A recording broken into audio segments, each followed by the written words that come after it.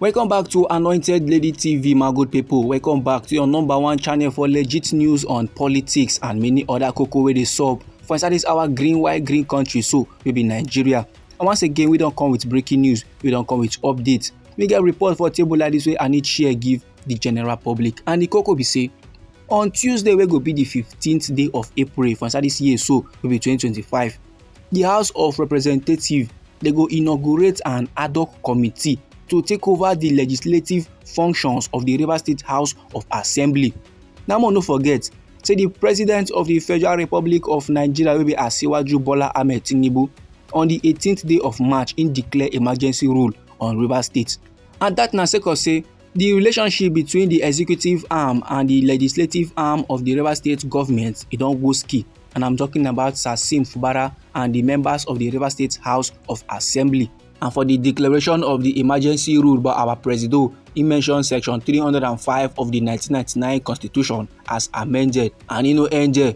Our president Bola Ahmed Tinubu can still proceed further suspend Sasim Fubara will be governor of the state plus his deputy and the Rivers State House of Assembly for an initial period of 6 months. And for the reason say the Rivers State government has no gas dey empty, somebody gas to govern the state for the 6 months. Our president Bola Ahmed Tinubu can appoint the Vice Admiral Ibok Et Ibas, will be former chief of Navy staff, as the sole administrator of the oil-rich state, will be Rivers State.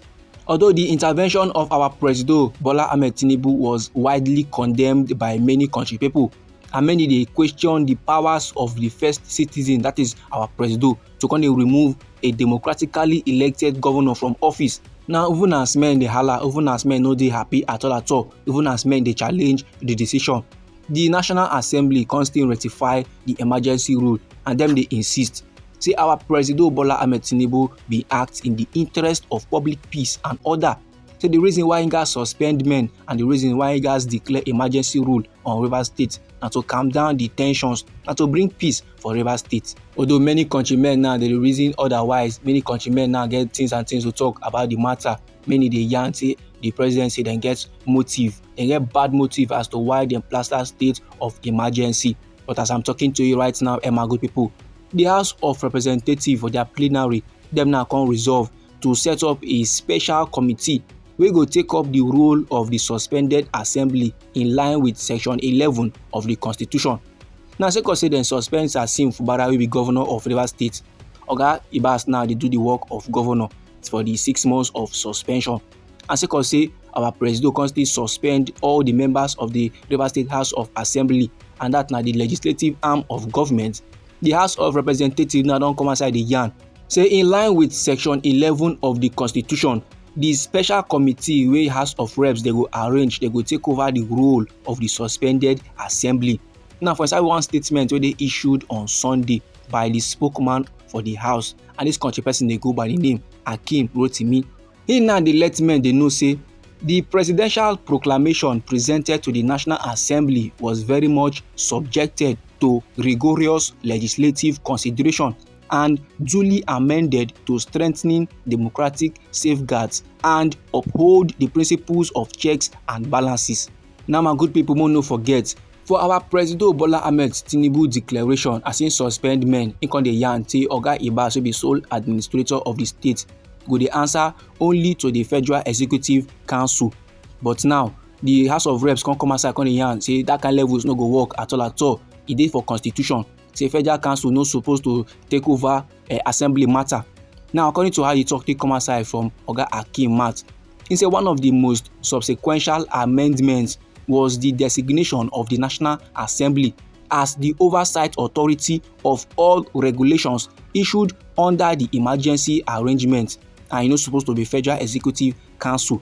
He said in line with section 5 of the State of Emergency Proclamation 2025 and pursuant to section 11(4) of the Constitution of the Federal Republic of Nigeria, the House has constituted a dedicated ad hoc committee to monitor implementation and ensure that governance for inside Rivers State they remain within the bounds of constitutionalism and rule of law.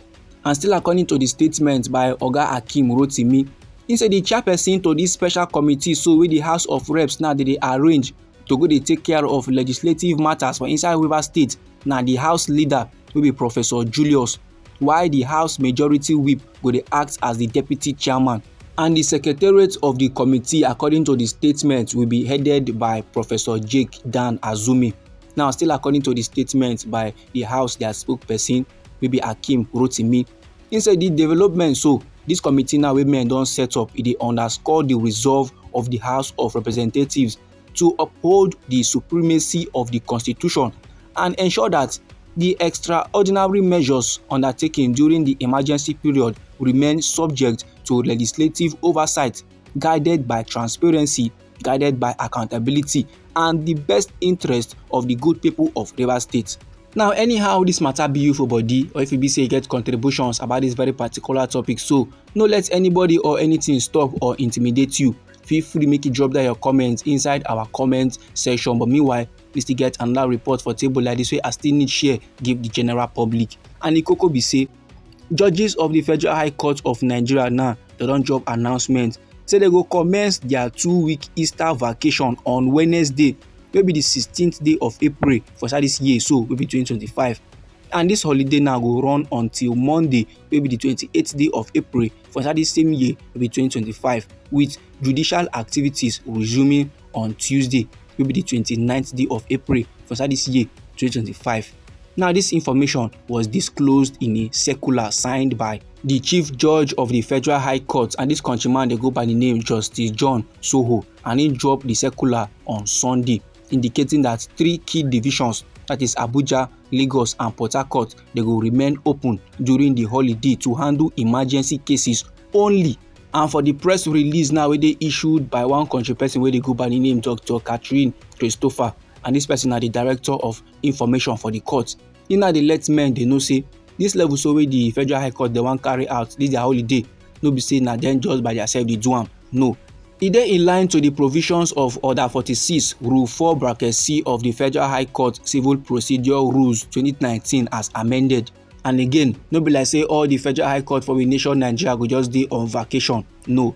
During the vacation, the Abuja, Lagos, and Port Harcourt judicial divisions they go remain open to the general public, but now only for cases of extreme urgency. Now only emergency matter, na only matter wey dey related to the enforcement of fundamental rights or arrest or release of vessels and issues of dire national interest na go dey entertained by the vacation judges. So this my good people na the information I wan share give the general public. Now anyhow the matter be you for body, feel free make you drop am inside our comment section.